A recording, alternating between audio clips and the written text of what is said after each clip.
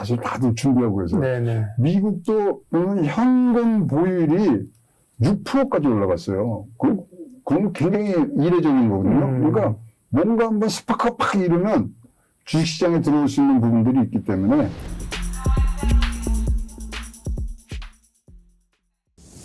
근데 뭐 입장은 되게 세던데요. 연준 위원 발언들도 그렇고, 그렇죠. 제롬 파월이 며칠 전에 스웨덴 중앙은행 네. 포럼에 가서도 그때는 중앙은행의 독립성 얘기하면서 이 물가를 잡기 위한 정책은 인기가 없을 수 있다. 그건 세게 가겠다는 얘기 아니에요. 세게 가겠다는 그러니까 네. 뭐냐면 금리 인상 속도를 둔화를 좀 시키는 부분들이 있더라도 네. 그것이 인플레이션을 잡기 위한 거지 이 부분들을 계속해서 하락할 이유는 없다. 진짜 강한 겁니다. 그렇기 때문에 이런 부분들을 보고하면서 하는데 결국은 연준이나 미국에 있는 유수한 경제학자들이 만나는 곳이 어디냐면 노동시장입니다. 네. 노동시장이 지금 사실 과거의 데이터에 의하면은 이제 잘 돌아가야 되는 부분이고 1.7 1인당 1.7에서 1.9개 이제 짭이 나왔거든요. 그렇다면 이거 굉장히 이제 임금 상승률도 올라가는데 그 부분도 조금 이제 줄어드는 부분. 그래서 과거에 보지 못했던 양상들이 나오기 때문에 내심으로는 굉장히 지금 두려워하는 게 오버슈팅은 절대 안 된다. 과도한 금리 인상은 안 된다. 이런 부분들이 지금 연준이 갖고 있는 아주 기본 자세라고 봅니다. 그러니까 말은 세게 하는데 네.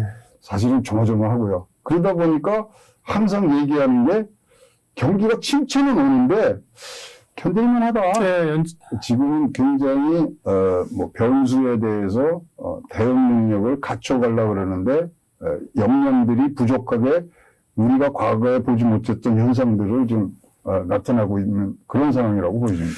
그러니까 이제 연준은 속도 조절은 하겠지만, 네, 금리 인하 이런 거 입에 담지 마. 지금 그럴 때가 아니라고 얘기하고 있는 건데, 시장에서는 니네 내려야 돼.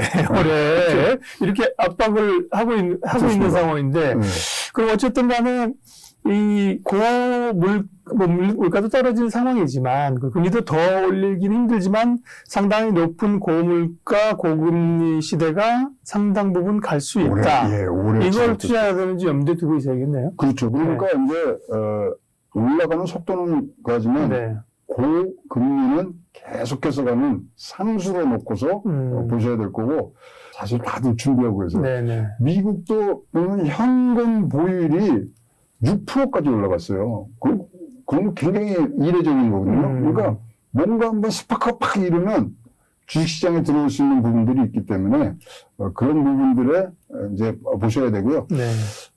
이게 이제 상저하거니 상고하저니 얘기들이 많잖아요. 그래서 두 쪽 얘기를 다 들으면 결국은 베이스가 언제 금리 인하의 시그널을 주느냐에 따라서 상저하고 상고하저 이거를 나누기 때문에 같은 논리를 두고 지금 다른 분석을 하고 있는 그런 상황이라고 보여집니다. 그러니까 이제 부동산 시장도 마찬가지잖아요. 지금 부동산 규제 완화책을 막 내고 그럼에도 불구하고 사람들이 집을 안 사는 거는 그렇죠. 금리가 떨어져야 된다. 그래서 금리가 100% 금리죠. 그래서 이제 금리 때문에 아직 매수자들도 더 기다리는 상황이고. 부동산은요, 지금 중요한 게 뭐냐면 굉장히 지금 매매량, 유통량이 굉장히 작아졌잖아요. 그래서 사실은 지금 나오는 집값이 몇 프로 빠졌다면 굉장히 이례적인 거예요. 대표성이 그러니까 지금 적다. 그 매매만 나오는 거죠. 나오는데 이게 서로 매도자들이 서로 맞아서 나오는 물량들은 별로 없어요. 그래서 거기에도 조금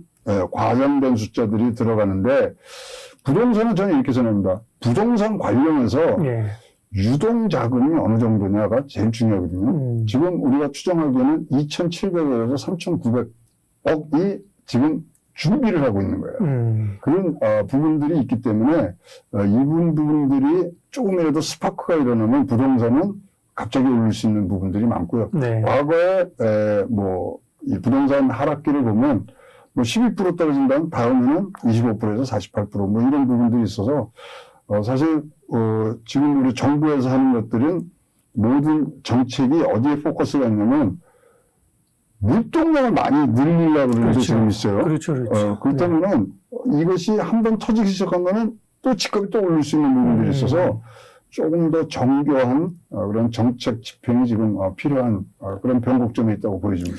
금융시장 관련해서 이걸 좀 여쭤보고 싶어요. 그러니까 우리가 사실은 상당 부분 이제 저물가 시대에 살았지 않습니까? 그렇죠. 대표님도 마찬가지지만 저희도 어릴 때는 뭐 은행에 가면은 뭐 이자 15% 막 주고 일 때도 그렇죠. 있었고, 맞아요. 그죠? 네. 그다음에 물가도 높았는데 네. 중국이 세계 공장 역할을 하면서 사실은 굉장히 인플레이션을 잡았고, 근데 그러다 보니까 다들 지금 이게 뭐지? 그게 보니까 70년대 상황들을 볼 수밖에 없는 그렇죠. 거예요. 1차 오일 쇼크, 2차 오일 네. 쇼크, 그죠? 70년대 이제 고인플레이션이 왔을 때 저도 이제 반취합을 했는데 그때 주식은 어땠지? 뭐 되게 그 오일 샥은 어려웠지만 그렇죠. 또 한편에 보면 근데 주가가 그렇게 또 망가지진 않았다. 네. 항상 어느 만큼 시장의 유동성이 공급이 됐느냐가 가장 중요한 거거든요. 네. 그래서 지금 이제 뭐 이런 코로나를 한 3년 지나고 나서 나오는 얘기들이 재미난 얘기가 뭐냐면 너무나 많이 올랐다고 하는 주가는 없다. 더 올릴 수도 있다. 그래서 유동성에 의해서 이제 장들이 펼쳐졌기 때문에 사실 작년도에 월스트리트에서의 이제 적중률을 보면 40%가 틀렸어요.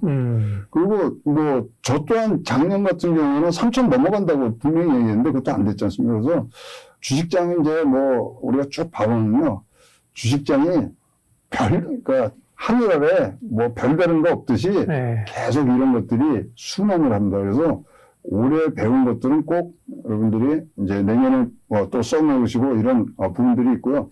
그러다 보니까 미국에서 이제 좀 잘하는 사람들의 주식을 잘하는 사람들의 이 공통점을 하나를 찾아보자는 뭐 그게 있었어요. 네네네. 기록을 합니다. 일기를 쓰는 사람들이 항상 이 수익에서는 굉장히 그래서 심지어는 주식 일기를 써라. 투자 일지를 맞아요. 네. 여러분들도 좋은 뭐 방법 중에 하나가 기록하는 거죠. 기록하는 거. 왜 이거 했느냐. 그 바둑의 고수들은 끝나고 나면 왜 저 짓을 하지? 끝나고 계속 둘이 앉아갖고 다 하는 다음에 이렇게 났을지 그걸 계속 복귀하잖아요. 이렇게. 그러니까. 여기가 핵심이었구나. 그 재미난 얘기가 뭐냐면 우리 비행기 타면은 퍼스트 클래스 있잖아요. 네네. 퍼스트 클래스에서 그 이제 같이 서빙하시는 그 스튜어디스 분들이 네. 그 이제 거기들은 좀 돈 좀 많이 쓰는 분들이 다니면서 빌리어너의 공통점 딱 한 가지만 골라라 그랬더니 꼭 자기 펜을 갖고 메모를 하더라는 거예요. 그래서 과거에 일어난 일들을 우리가 교훈으로 받아서 앞으로 나가는데 꼭 그래서 여러분들도 한번 올해는 주식 일지를 써보시는 게 좋을 것 같고요. 꼬박꼬박 일기를 써서 이게 왜 떨어졌지, 이게 왜 올랐지, 그냥 떨어진 이유만 한두 개 쓰고 나는 이래서 투자했어. 너무나 좋은 투자 방법 중에 하나일 것 같습니다. 그래서 저도 이제 쓰고 있습니다.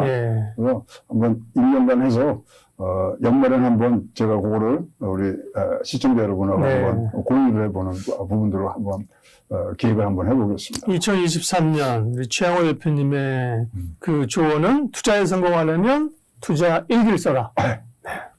너무 좋을 것 같아요. 그래서 제가 몸소 한번 해보고 너무 하여튼 추천을 하고 거기서 또 나오는 부분들을 한번 또 공부를 같이 해보도록 하겠습니다. 알겠습니다.